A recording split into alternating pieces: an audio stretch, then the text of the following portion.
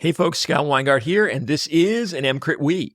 Today on the podcast, as promised, the second part of our NMS, Neuroleptic Malignant Syndrome episode. I did a members-only primer where we discussed serotonin syndrome and NMS. And today I have Ilko Vedics, neurocritical care maestro, still a in-the-trenches clinician in addition to being an amazing researcher and academic. Ilko's been on the show before, and I'm sure he'll be on again. He is just fantastic. And he has done both a review paper and a retrospective study of neuroleptic malignant syndrome. You know you've made it when you get the New England Journal review article on a topic, and he did it on neuroleptic malignant syndrome along with Alan Roper. And it was a fantastic episode. I filled in some of the blanks on my own knowledge base on NMS. Now, before we roll into the interview, Ilko sent me 2 books, and he didn't ask me to plug them. He just sent them out of the goodness of his heart. But then, having experienced these 2 books over the past few weeks, I'm going to plug them because they're fantastic. The first one is the Mayo review book for neurocritical and critical care. I wish I had had this book when I took my neurocritical care boards. It is fantastic. It has a focus towards neurocritical care, but also fills in all the gaps on surgical and medical critical care. Really well written, really concise, fun to have. I'd get it as a fellow, even just to use as a learning resource. Really good book. And then the one he sent me just recently is called Neurocritical Care. It's by Ilko and Alejandro Rabenstein. And it's a what do I do now? The way this book is set up is it's just a whole bunch of clinical scenarios and, the tough ones, not the bread and butter review, tough scenarios. And it's like, what do I do? And then you have 2 neurocritical care masters telling you what they would have done, trying to pass on tacit knowledge. Now, I'm not sure if they're targeting it to neurocritical care folks, and I'm sure it'll be super helpful for that. But I think it's even better if you're in a MICU type situation, because these are all things that come to the MICU in most hospitals, and yet they are the things that are outside your real comfort zone. These are the things that you have to deal with, and yet no one's really talked to you about what to do. So they cover things like patients with worsening cerebral venous thrombosis despite anticoagulation, right? Wake-up strokes, dysautonomia in Guillain-Barré, all sorts of really good neurocritical care stuff that is beyond the basics. All the stuff that you as a medical intensivist may actually want to augment your knowledge on. Really great book. Check it out. This is the 3rd edition they sent me, and it is good stuff. All right, let's roll into the interview. Neuroleptic malignant syndrome. Why have you written not just 1 paper, Ilko, but 2 papers on this very rare disease state? What has led you to your interest in NMS? The second paper was a result of the first one. I don't have a specific interest in the disorder because nobody can, because it's extraordinarily rare. And that's what we found in a more modern evaluation. Many years ago, I was asked to write a review article on it for Up to Date, which was a very popular article for a while. And then there was a suggestion to review and write a more current article on it, which I could do with my prior mentor. How about that? There you go. All right. Always good to work with Dr. Roper. Yes. There's another one that we're trying to publish that has to do with Parkinson's hyperparaxia syndrome that is also a spin-off. Hey, folks, real quick, a mention of our upcoming course, Unburnable. You might have also heard me call this Flameproof. We've changed the name. It's now Unburnable. And we are having our 4th cohort. I can't believe we've done it this many times. 4th cohort starting September 16th, 2025. And if you've heard me talk about this, you already know what it is, but really quick if you haven't. This is our virtual course that I host with my coaching partner, Rob Orman, on career longevity, anti-burnout, and self-mastery. Essentially, you will become unburnable at work. It will flow into your home time. You will be far more sanguine. You will like life more. You will start kicking ass. You will start wanting to come into your shifts rather than dreading it. Sunday nights will no longer be a disaster if you're working on Monday. It is 12 sessions 2 hours each. We do every 2 weeks. So you're going to have us for 6 months percolating through your mind with topics like silencing your inner voice, your inner critic, agency and perfectionism, effective communication, shift overwhelm and efficiency, mindfulness and meditation, on-shift strategies to find joy, the fundamentals, things like sleep, life management and productivity, burnout prophylaxis, and then putting all of that together into a new system, a new strategy for enjoying work and life again. Everyone who has taken the course has given us positive feedback.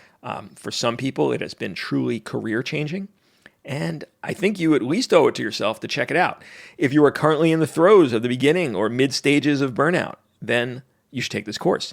If you never want to get to any stages of burnout, you should consider taking this course. So just come to Unburnable Course. That's one word, unburnable course, because it's a course.com, unburnablecourse.com. Check it out. Look at the topics, look at the dates, see if this works for you. They're all recorded, so if you have to miss some of them, it's not a problem at all. You'll be able to watch the videos of your actual cohort and then still deal with all of the issues raised. There is a community that goes along with it. It's just friggin' fantastic. So if this interests you, come to unburnablecourse.com. All right, let's get to the show. Of this study. But what we found is basically it is very rare as opposed to what a lot of people are thinking, that it is far more common, and that is often misdiagnosed. Misdiagnosis is perhaps a big term to say, why are everybody just having that diagnosis? And it's often far more considered and then gets into a coding system. And that's why we found 300 coded patients, and then it turned out to be only 30 over 2 decades. So it's 1 a year about that we would see patients with neuroleptic malignant syndrome that we think was really neuroleptic malignant syndrome. So it's exceedingly rare, but it is an emergency, and it can go really haywire due to systemic complications fast. And the good news is once you get through that, the patient is doing much better and is doing fine. Immediate mortality is virtually zero. The later mortality is higher, but may have to do simply with the comorbidity of patients who get into neuroleptic malignant syndrome. That is the reason to explain why we have 2, and possibly 3 that would look at another fairly large group of patients with Parkinson's hypercorrexia after withdrawal of L-DOPA therapy for several reasons. I'm going to ask you about that. Now, you, Dr. Roper, you're neurointensivist. At your center, would a patient with NMS or suspected NMS wind up in the neurocritical care ICU? We've generally thought about it as a medical ICU diagnosis with toxicology, but less of the neuro side. What's your feelings on that?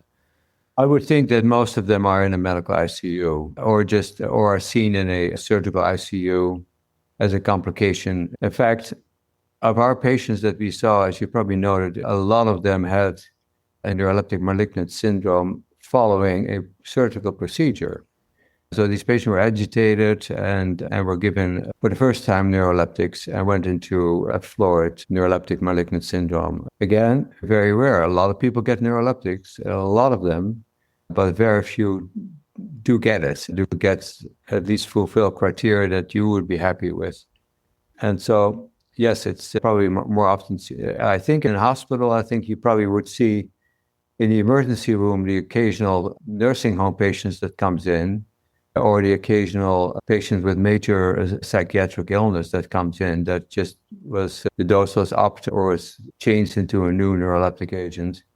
And while in our series, the overwhelming majority was in surgical situations in which patients with agitation were treated with neuroleptics. We don't see it commonly, and yet we use an insane amount of antipsychotics in the emergency department. What do you attribute the fact that these patients, some of them their first dose of antipsychotics in a post-surgical environment, were getting this at a much higher rate than we see in the emergency department? Do you think it was just the trauma of a surgical procedure? What do you think? I don't know. I don't know what their susceptibility is. We also looked and see if it may have been facilitated by antiemetics at the same time. that would increase the likelihood. And some did have antiemetics, Reglan, but it was just after they already had neuroleptic malignant syndrome, which is surprising that they even got it, but they got it, and it did not necessarily prolong the recovery of it. I'm talking a handful of patients here, and making big statements on a handful of patients is not very wise to do that. But it surprised us that there was, if you looked at our institutions, many of them were in this postoperative setting. Why is it so rare? We don't know. We don't know the mechanism. There's been a lot of genetic studies, but even those genetic studies do not show proclivity for certain polymorphisms. So it's just unclear why someone has it. It's really an idiosyncratic reaction to a drug that has been administered for the first time. Let's get back to how these patients would generally be worked up. In your case series, you used the Diagnostic Statistical Manual, the DSM criteria, and that's a nice way of including and excluding patients. Clinically, is that the criteria you would use, or is there a better, different criteria? Yeah, so that is something we looked at during the review of the article, during the writing of the review article, is that there are certain criteria, and all those criteria are quite elaborate, but boy, it's very simple. A patient for the first time is given a new, or for the first time given a neuroleptic, develops high fever, dysautonomia, seen as marked blood pressure fluctuations, and within 24 hours is as rigid as a plank. What else do you need? And that's just what it is. And you can finesse this a bit more and say some of them are mute and others are not, and some have more decline in their level of consciousness and others don't. Some are so rigid that it almost looks like a fentanyl-induced rigid chest syndrome that they have to be intubated. And others just sail through it, and you give them benzodiazepines and they do just fine after a couple of days. So I'm not a big fan of criteria. What we did in our series was we said we at least need to have rigidity described. And it should be a rigidity that is clear-cut it's retrospective. So if someone should have said that, and preferentially a neurologist that was consulted, most of them were consulted by neurology, that describes this rigidity, there's fever, and there is an inciting event, the neuroleptic agent or an antiemetic, and most of them was neuroleptic agents. If you use that, I think you can make the diagnosis, but despite that, a lot of patients don't have it. They don't, and they probably just miss the rigidity. You think neuroleptic agent, fever, leukocytosis, a couple of days after it has been administered, it must be neuroleptic malignant syndrome, but it turns out to be they have sepsis or something else. In the emergency department, could I say safely, if there's no increased muscle tone or rigidity, they don't have NMS? Yes, I think you should. And that's a key finding, really, and it makes perfect sense. And without it, I think there's the only category of patients in which it becomes a bit more difficult are the patients who have underlying Parkinson's disease, may sometimes be treated with neuroleptic agents. And you would say, why? But it does happen. And then you get into, can a patient with Parkinson's disease develop a neuroleptic malignant syndrome, or is it just worsening of the Parkinson's disease? It's more of an academic question, and I don't have an answer. Nobody will have an answer to that. But that would be the only person it would be more difficult to differentiate between the two. But the treatment is the same, and it doesn't really matter what is happening, really. That's fantastic. All right. Serotonin syndrome and NMS are always put up there as in the differential for each of these patients. They're always put up there as, it's so hard to discern.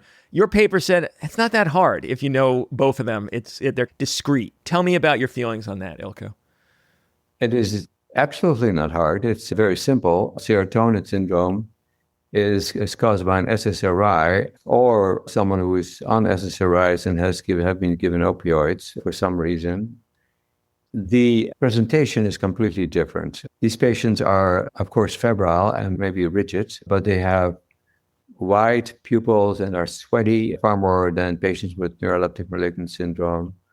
They do have, and that's the distinguishing feature, marked hyperreflexia and clonus, on their examination and significant myoclonus in the legs mostly. And if they're severe, and I've seen that, I've seen it in severe intoxication, they may have opsoclonus or optic myoclonus, which is easily seen. The eye is just moving, so more or less dancing spontaneously as a result of serotonin syndrome.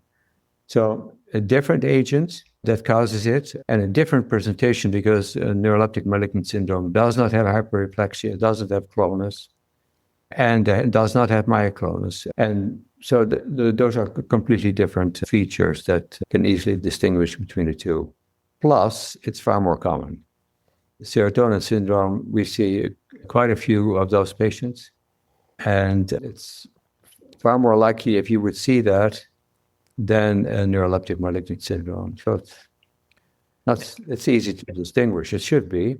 Now, when we looked at our series initially that was coded as neuroleptic malignant syndrome, there were quite a few who were coded as neuroleptic malignant syndrome and clearly as serotonin syndrome.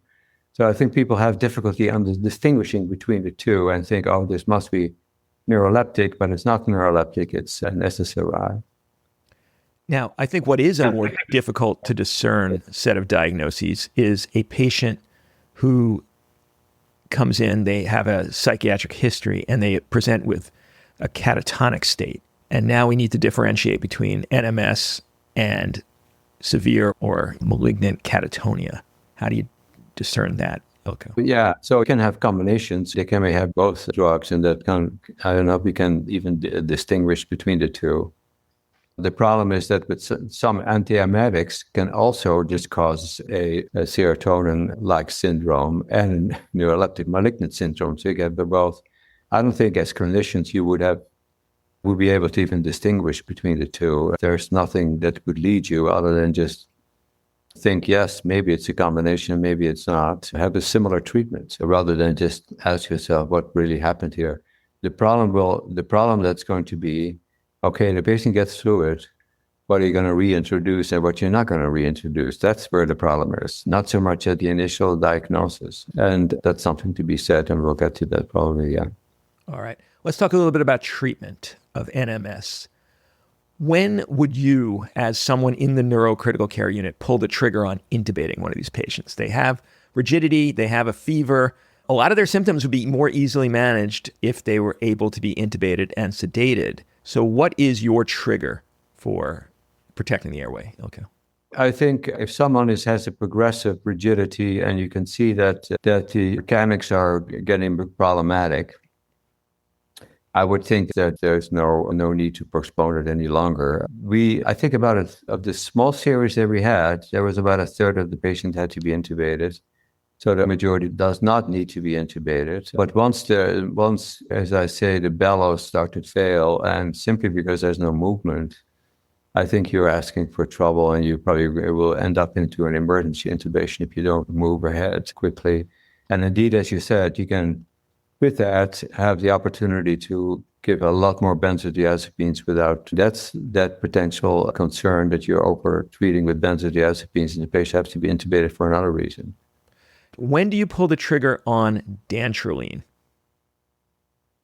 Yeah, dantrolene, if we looked at who was given dantrolene and who was not given dantrolene, we could not find any good particular reason why someone got dantrolene or others. You would think the ones with the highest CKs would get dantrolene, but that was not the case. Of course, it's a good and effective drug. If you have a rising CK, and I can't give you any numbers, but if you are in a 200 and then you're in a 30,000, I would probably not wait too long to give dantrolene and start with that. But it's not a necessary drug. I think benzodiazepines can, in general, be very useful and very helpful in reducing the rigidity in these patients for the couple of days that they have to get through. Most neuroleptics, unless you have injections, given as an injection, will clear within 3 to 4 days, and 3 to 4 days of benzodiazepine should just suffice and support the patient, and do other things to reduce the chance of an acute kidney failure, which is probably the biggest concern in those patients. Fortunately, in our series, None of them had to be dialyzed. That I don't know if that's because the rhabdo wasn't all that severe or that we were just attuned to it and rapidly recognized it. But rapidly rising CK probably would be the one to trigger dense release. Bromocriptine rarely used. That's probably your next question. It was. But bromocriptine, but I don't know. I think if someone has a progressive illness and it doesn't get any better and it gets worse by the hour, I would probably just give benzos and dantrolene. And if that doesn't cut it, I would add bromocriptine to it. But I would not throw the kitchen sink at them immediately because those drugs require some thinking too. And so it's better to use benzodiazepines alone, I would think. Fever management is the more important part. Aggressively cooling will stop the rhabdo cycle as well. You touched on something that was my last question on the list. The fear is a patient with NMS with a depot injection of the offending agent. Do you take any particular additional steps to try to get that out? Is there any possibility of that, or is it just you got to wait it out? I don't have an answer to it, and I don't think there's much for us to do than just hope that it is a reaction that will disappear on its own, despite the fact that there are still neuroleptic agents on board. I don't know. I have not seen a patient in that particular situation, nor, as I can recall, was there a detailed description of a patient in that situation. But it's something we of course, be aware of. And I would think it's just, for some reason, there was probably a peak that led to the idiosyncratic response. And once that peak is gone, the patient probably will get through it and it will continue at a lower dose. I don't have a good answer to it, what you would do in that situation. When do you pull, and this is now a bad pun, but when do you pull the trigger on ECT for these patients? No evidence, zero evidence for ECT. ECT is a very important in lethal catatonia, for example, and in other conditions that may very much look like a neuroleptic malignant syndrome. And that's probably where it came from, to use ECT and as a last resort. And the only thing we can look at is a case report here and there where when you really look at it, you're not entirely sure if that's what the patient had. You have mixed situations in which the patient may just simply be in lethal catatonia and is on neuroleptic agents rather than just have a neuroleptic malignant syndrome. And so, yes, I would think that it's something to consider if you have a patient that could very well have a lethal catatonia, and we're talking about a typical schizophrenic patient who is rapidly deteriorating from a catatonic state. So it would help there, but probably wouldn't help specifically for a neuroleptic malignant syndrome. Ilko, what did I miss? What should we have talked about that we didn't? I think what the obvious question is, what do you do when a patient is recovered? And what do you do when you restart? Can you restart neuroleptic agents? And most psychiatrists who have been writing on the topic would say, wait for 2 weeks. The recurrence rate, we didn't find it. Many people didn't find it, is so low that you could just start a neuroleptic agent. If you were on a first generation, the patient was on a first generation, the question is, a second generation less frequent? There is some hints, some signals in the literature that it might be better to go to a second generation agent because it's less potent. So that's probably would be advice, but at least to wait for two weeks. But some patients with a major psychiatric disorder need them, and you cannot just say, I'm not going to give it to them anymore, or you have no alternative in treating it. The recurrence rate is probably much lower than being suggested in the literature than has been acknowledged. So I would not be too worried about it and give the patient time for several weeks until you restart it in a possibly lower dose. I would think some of them had higher doses that create a response, or go from a very potent agent to a much less potent agent. Fantastic, Ilko. Thank you.